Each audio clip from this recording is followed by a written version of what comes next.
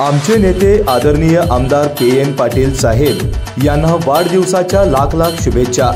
शुभेच्छुक भोगावती सहकारी साखर कारखाना लिमिटेड, शाहूनगर परिते सर्व सभासद वर्ग, अधिकारी कर्मचारी, ऊस तोडणी कंत्राटदार आणि हितचिंतक तसेच सर्व संचालक मंडळ।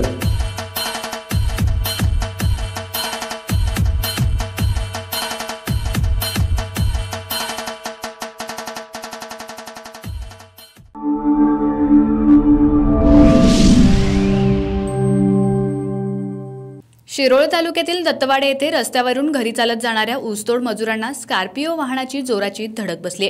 या अपघातात 4 जण जखमी झाल्याची घटना घडली। दरम्यान अपघात झाल्यानंतर स्कॉर्पिओ चालकाने पळ काढलाय। घटनास्थळावरून मिळालेली अधिक माहिती अशी की मलिकवाड मार्गावरून दत्तवाडच्या दिशेने ऊसतोड मजूर आपल्या घरी चालत जात होते।